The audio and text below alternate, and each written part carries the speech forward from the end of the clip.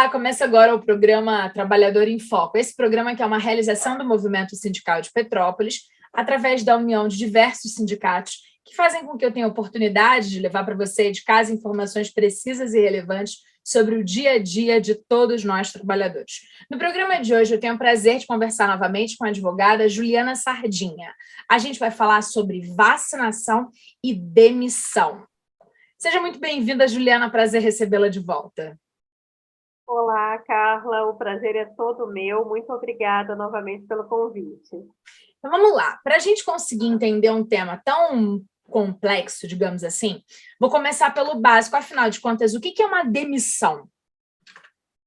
A demissão é quando há uma iniciativa da empresa de desligar aquele funcionário, né? Pode acontecer por vários motivos. Pode ser uma demissão, uma dispensa, por exemplo, sem justa causa, sem justo motivo, que é quando o empregado não cometeu nenhuma falta grave, ou pode se dar também por justa causa, quando ele comete ali alguma atitude que é contrária à lei e ao que foi estipulado no contrato de trabalho. Perfeito. Quando um empregador decide que aquele empregado não vai mais ficar na sua instituição, então entra o que a gente chama de demissão. Em via de regra, quando essa é uma decisão unilateral do empregador, quais são os direitos, né, desse trabalhador? O trabalhador que é dispensado, então, sem justo motivo, ele vai ter direito a várias verbas rescisórias. Certo. São elas o saldo de salário, que é correspondente aos dias trabalhados, vai ter direito a férias vencidas, se houver acrescidas de 1/3, que é o terço constitucional, que nós chamamos, férias proporcionais, 13º proporcional, vai ter direito a sacar o fundo de garantia, vai ter direito àquela multa rescisória dos 40%, que nós chamamos, que é calculada sobre o saldo que existe lá na conta do fundo de garantia. Perfeito. E se ele preencher os requisitos, ele vai ter direito também ao seguro-desemprego. Isso, então, na modalidade de dispensa sem justa causa por iniciativa da empresa. Perfeito. Basicamente, são esses os direitos. E aí a gente tem a demissão por justa causa ou por justo motivo, como você disse agora, eu não conhecia esse nome, estamos aqui para aprender. E aí, nesse contexto, eu queria que você explicasse para o nosso trabalhador, para o nosso telespectador, o que ocorre quando ele comete uma infração, vou colocar assim entre aspas, porque tem vários motivos para uma demissão por justa causa. Então, vamos botar a infração como a questão, e aí, no caso da demissão por justa causa, quais se tornam os direitos desse trabalhador?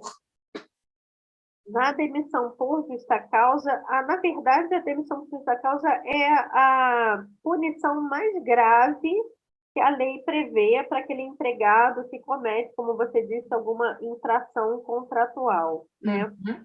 Em relação aos direitos, ele basicamente vai ter direito ao saldo de salário, ou seja, os dias trabalhados. Sempre o trabalhador vai ter direito a essa remuneração pelo que ele já concluiu. Uhum. E vai ter direito às férias vencidas, se houver. Fora isso, ele não tem direito a outras verbas. Ele não tem seguro-desemprego, não tem 13º proporcional.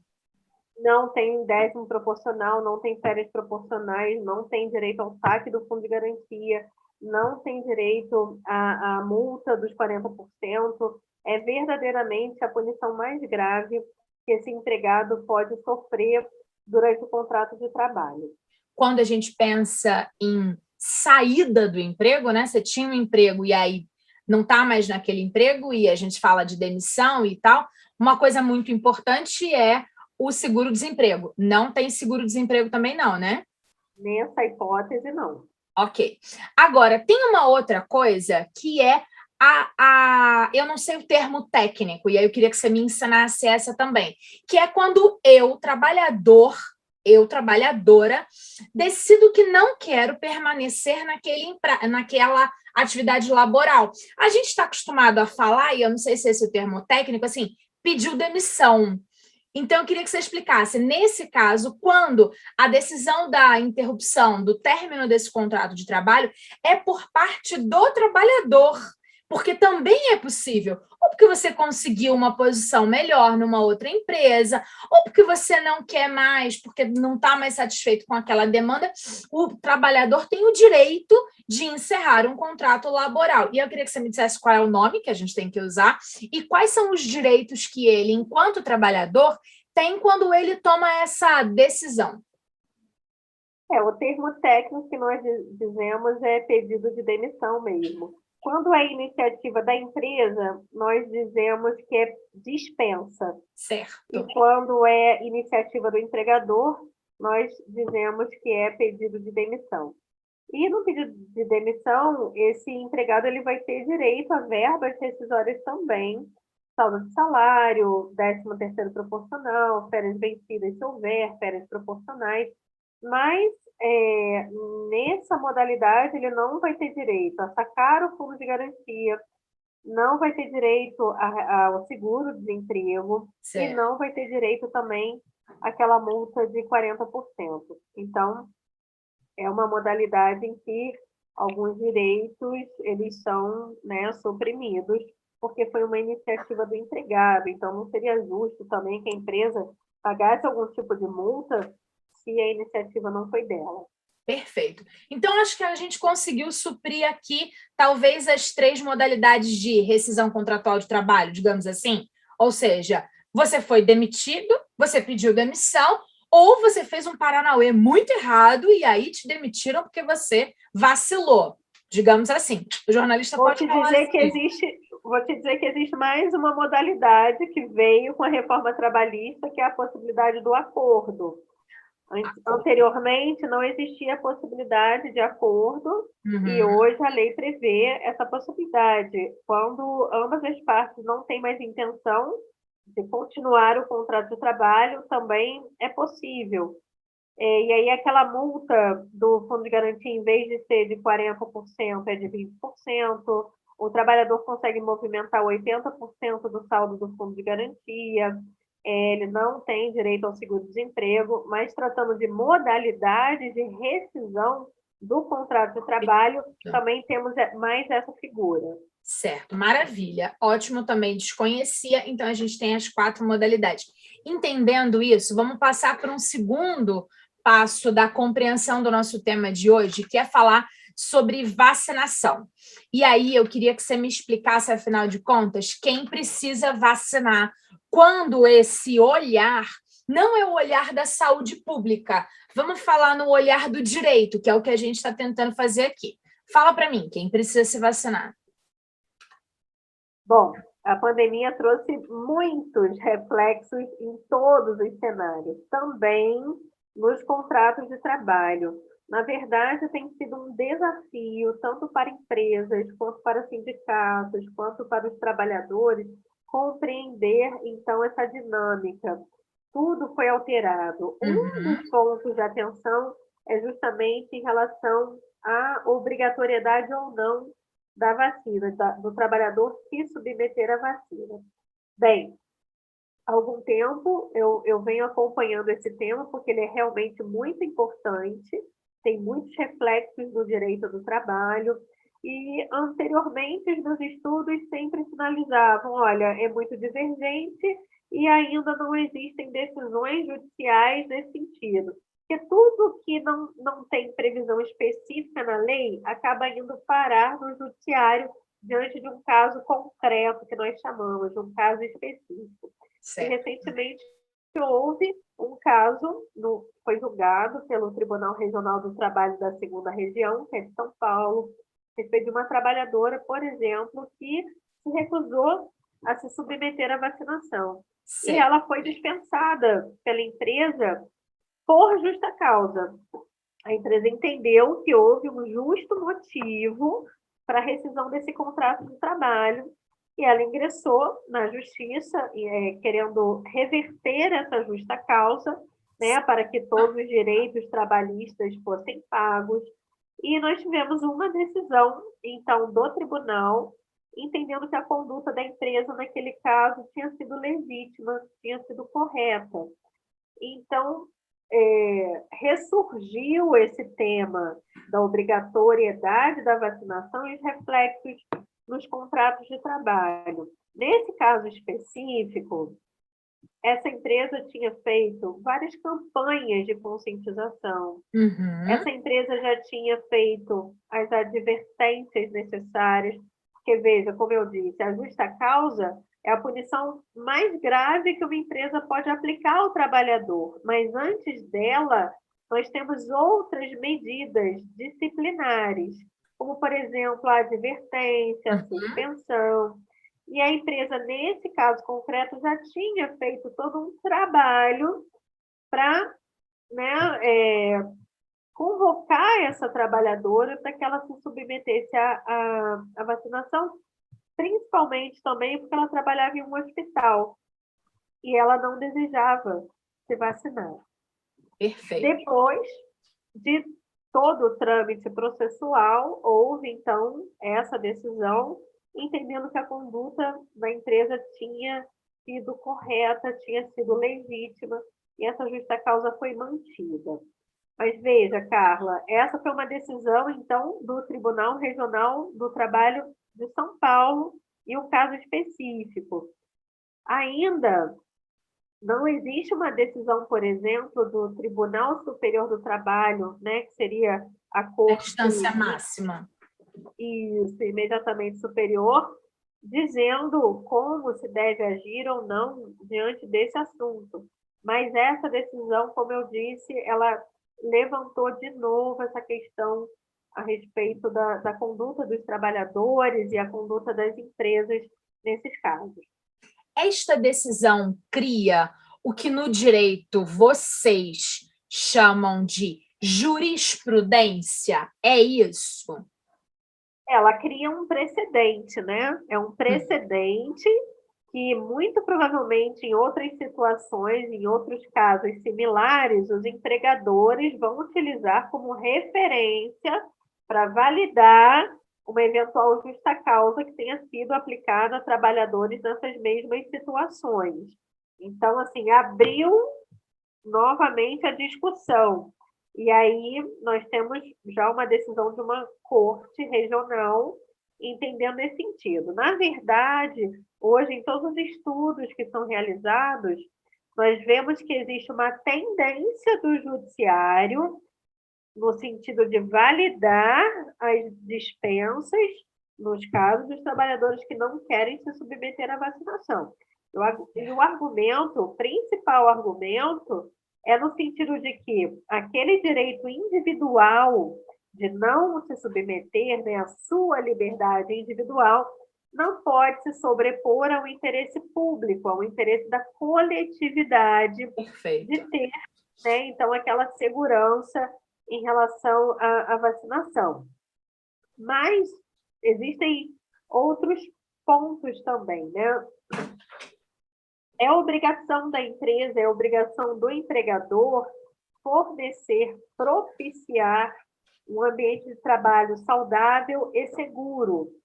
Certo. Então, também por esse motivo, existe uma inclinação para se entender que a conduta da empresa de exigir que aquele trabalhador se vacine é legítima porque está dentro, inclusive, de uma obrigação legal daquela empresa, de proporcionar um ambiente saudável e seguro, porque você tem colegas de trabalho, você tem os clientes, você tem fornecedores.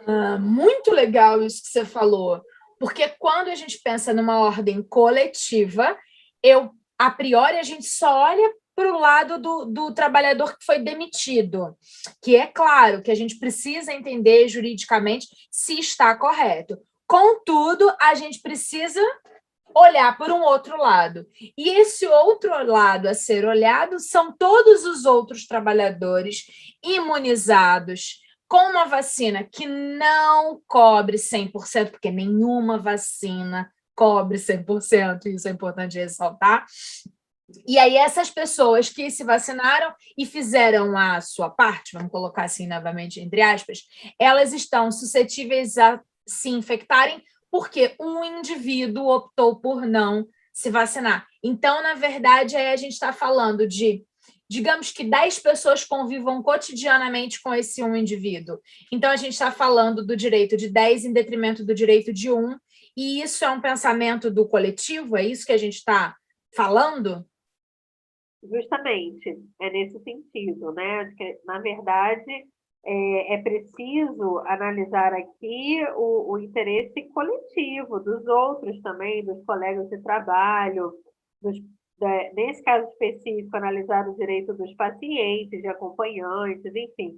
Mas isso nós podemos transportar para outras atividades empresariais, outras formas de relação de trabalho, também vão seguir mais ou menos a mesma lógica, né? Sim. Agora, é importante mencionar o seguinte: eu disse que existe uma inclinação para se entender que o interesse individual desse trabalhador, até porque a, a, a vacinação se entende que ela não pode ser forçada, né?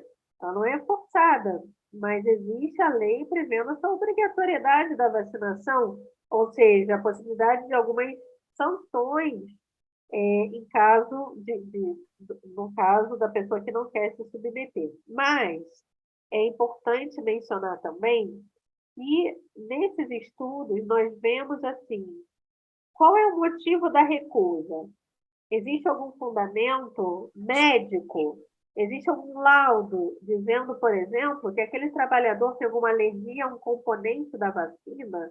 Porque cada caso é um caso. Nesse caso específico, não existia nenhuma justificativa da trabalhadora para que ela não se submetesse à vacinação.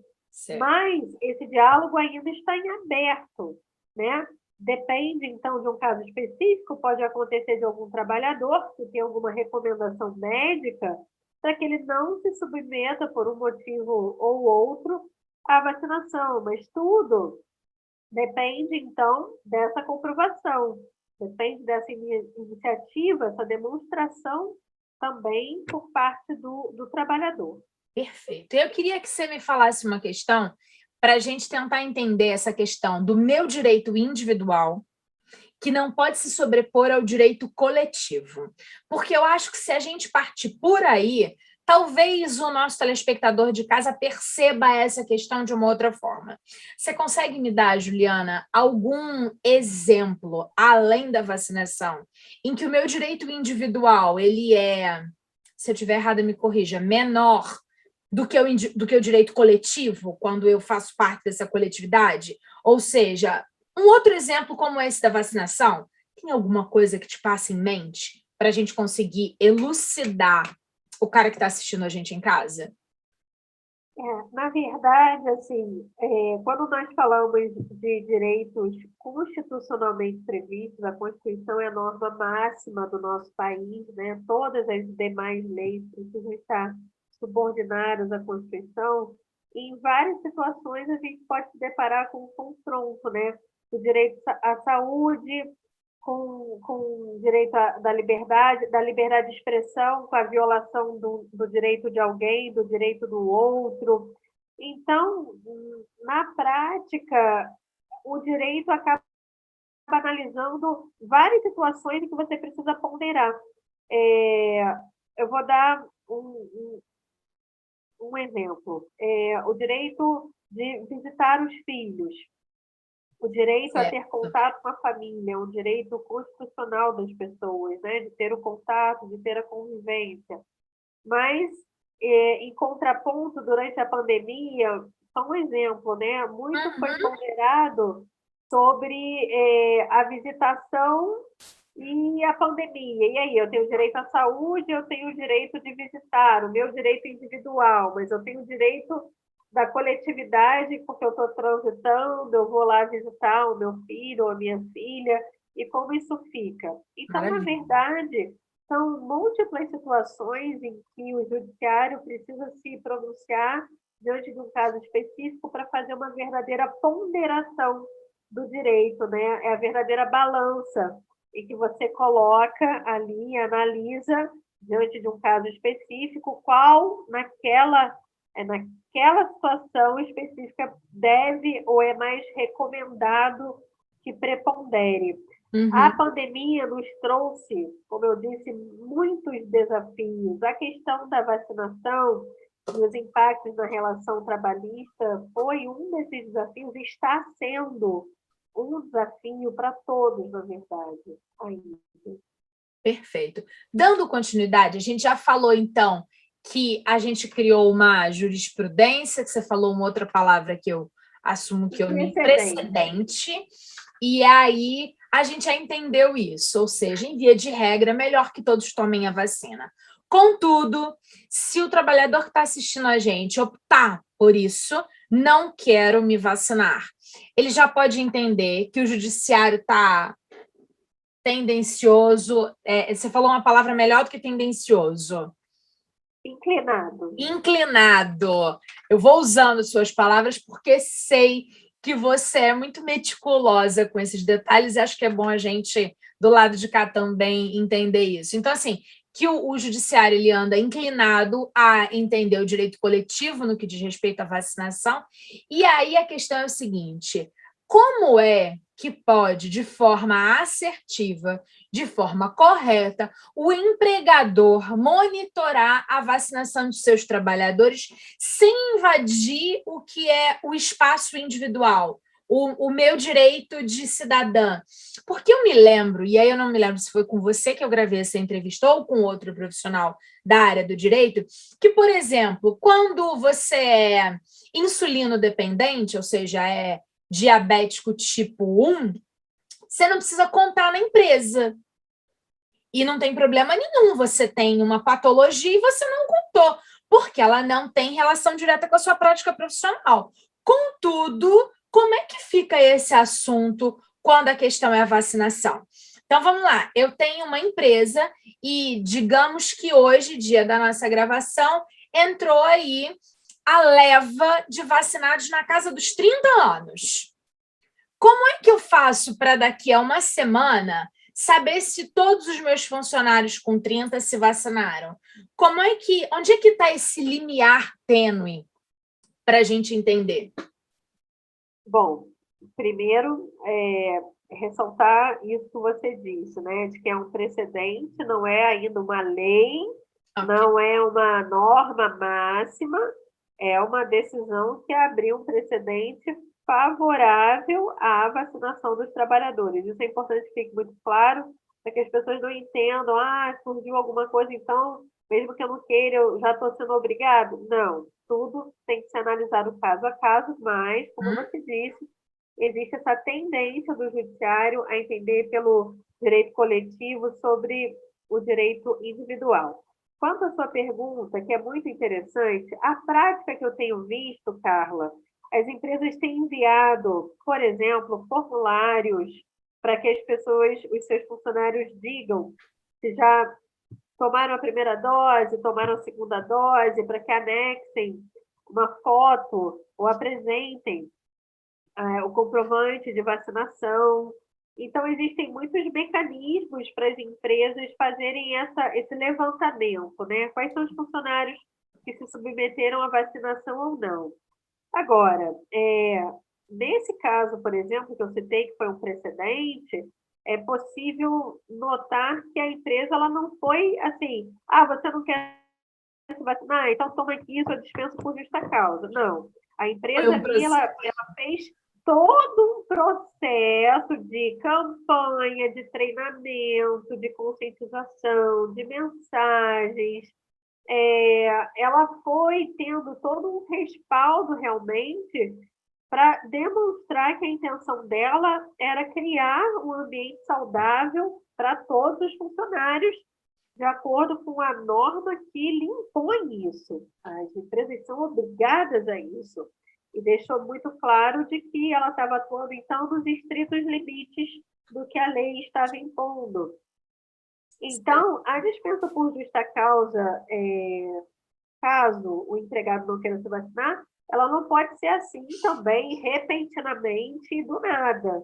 É preciso que as empresas criem esse ambiente, façam essa pesquisa, façam esse levantamento, formulários, conversem com esse trabalhador, talvez até aplicando uma medida disciplinar mais leve, como uma advertência: olha, você precisa se vacinar porque você está lidando com o público, nós já saímos do home office, estamos no trabalho presencial. Tem algum motivo para você não se vacinar? Você tem algum fundamento? Ah, não tem? Aí aquela empresa vai adotando ali juridicamente, de acordo, né, com as suas regras e de acordo também com uma orientação jurídica, uma estratégia diante daqueles casos específicos. Maravilha. Ou seja, é um processo. Eu perguntei essa questão razoavelmente capciosa para que o nosso telespectador entenda. Se ele opta por isso, a empresa vai tentar, ou deveria tentar, fazer todo um processo. E também para os nossos telespectadores empresários entenderem que eles também não podem chegar de cara e falar assim: não se vacinou, não, coleguinha, está demitido por justa causa. Ou seja, ele deve também instruir de forma assertiva esse trabalhador para que ele possa, talvez, mais informado, mais acolhido diante desse assunto, opte pela vacinação. Sim, inclusive, nesse caso específico que eu mencionei, a empresa, eu percebi que a empresa demonstrando esse trabalho, né, de tentar, de alinhar isso com os colaboradores, de promover uma campanha de conscientização, também pesou na análise do judiciário, né? Porque não foi algo arbitrário e repentino, foi algo, na verdade, que teve anteriormente esse processo que você mencionou. Isso foi um ponto também importante. Juliana, queria te agradecer pelo nosso bate-papo, o nosso tempo estourou. É sempre um prazer conversar com você. Espero que o papo de hoje tenha sido tão interessante para o nosso telespectador quanto foi para mim, sempre aprendendo alguma coisa nova com você. Obrigada, e uma grande alegria falar com você. Eu que agradeço sempre, e como eu sempre digo, diante de um caso específico, o que a gente recomenda é que a pessoa procure um profissional especializado para sanar as dúvidas sobre os seus direitos, procure o sindicato, procure um advogado especialista na área. Esse é o caminho para que possamos sempre nos resguardar, né, e tomar as melhores decisões. Maravilha. Obrigada, Carla. Obrigada de verdade. Obrigada para você de casa que ficou com a gente, e a gente volta em breve com um novo programa Trabalhador em Foco aqui na TV Petrópolis. Um abraço grande e até lá. Tchau, tchau.